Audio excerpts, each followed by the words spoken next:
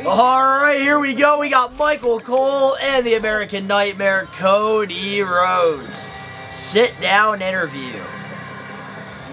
I really like when the color commentators do stuff like this, like with Jim Ross back in the day when he would be backstage with the wrestler.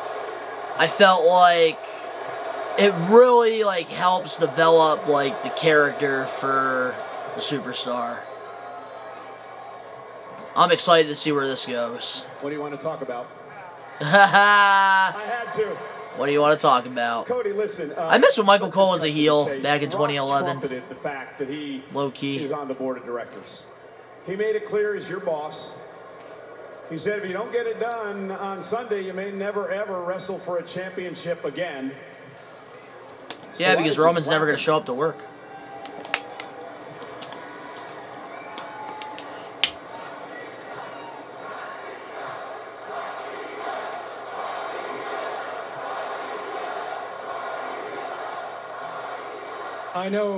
I know Rock is saying that he's my boss. I'm not so sure that's the case, but if he is,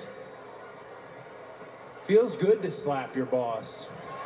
Well, Stone Cold had a lot of fun doing that back in the day. Before the red carpet premieres and sipping the fine tequila and promoting energy drinks and the mana, Rock was a wrestler, a dang great one at that. One of my favorites. He knows exactly what that slap was. It was a receipt. I agree with that. Eye for an eye. I don't know why you agreed to a tag team match on Saturday. Now, Seth Rollins is actually the one who agreed to the match. You obviously did later on. You have so much at stake on Sunday, finishing your story against Roman Reigns. Why would you put all that at jeopardy? I want to know why Seth wants to put it at all jeopardy too. Including the fact that if you and Seth lose, the match against Roman is going to be competed under bloodline rules where there are no rules. I think more importantly, why would Seth Rollins? Now, hear me out. You and Seth have a long history. Seth Rollins has made it very clear that he wants to be the top dog, the top champion in WWE. And Seth Rollins is the last person to have defeated Roman Reigns in a one-on-one match. Now, albeit via disqualification, but Seth did beat him and never got his rematch. One-on-one. So perhaps Seth Rollins is the one who wants to finally beat Roman Reigns and end that streak. With all that said, how the hell can you trust Seth Rollins? Hey, good question, Michael Cole. Good question. People change, Michael.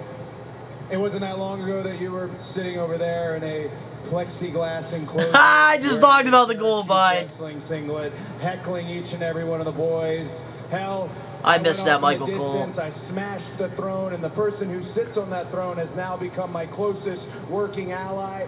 I even Jey Uso. Damn, he brought up the throne smashing AEW. Seth Rollins and I have not always gotten along. That's true, but he has always had my respect. And I have to go to war with anybody. I am happily doing it with Seth Rollins. Besides that, this is my one shot, the one opportunity at getting a fair fight on night 2 against Roman Reigns. I feel like regardless, it's not going to be fair. Something's going to happen.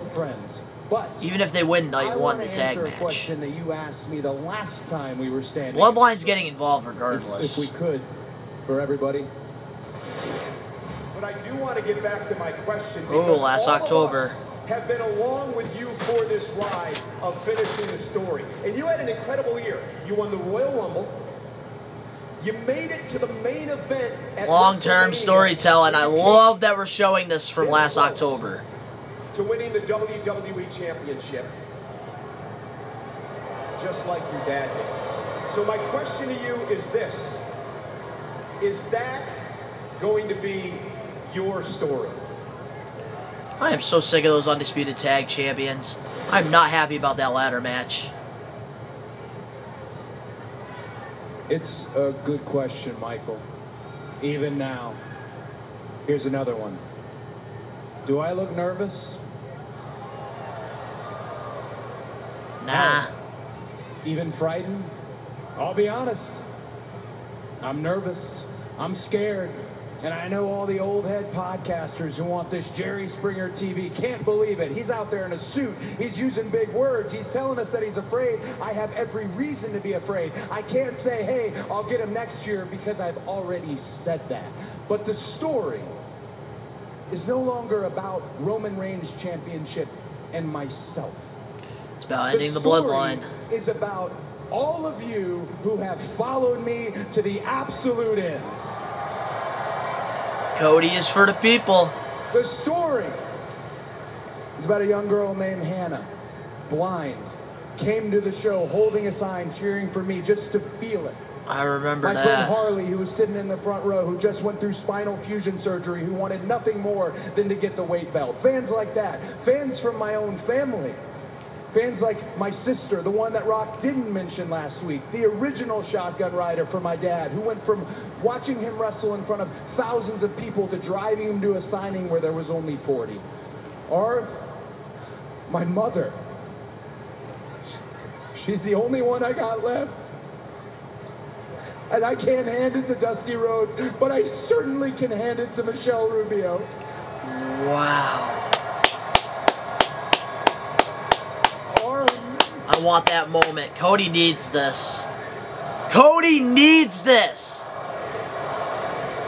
You can't teach emotion in this business. You can't. How about my #1 fan, someone you know really well because you hired her, my wife, Brandy Rhodes, the most beautiful woman on the earth.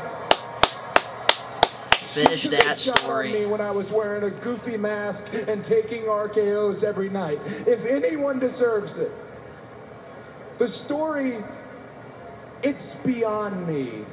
But Michael, It's for the people he it's loves. up to me. Roman Reigns, last year at WrestleMania, you said we were in the 3rd inning.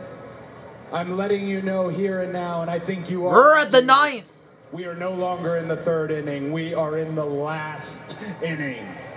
Let's go. And Michael, I'm so glad we got this moment. Because at WrestleMania 40, on night 2, you get to say, for the first time in the history of this company, for the first time in the history of my family, that a Rhodes is undisputed WWE champion. Let's go. We need it. We need this. Cody is the guy right You now. get to say, at WrestleMania Give him the keys. 40, Cody Rhodes finished the story.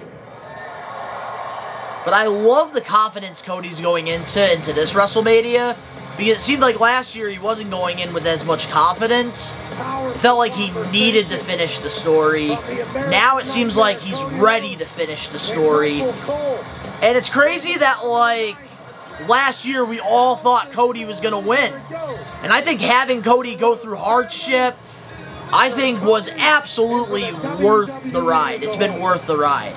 And if they have him lose, I really don't know what's next. But I think Cody's the man. It's his time. Just like at WrestleMania 10, it was Bret Hart's time. Right now, it's Cody's time.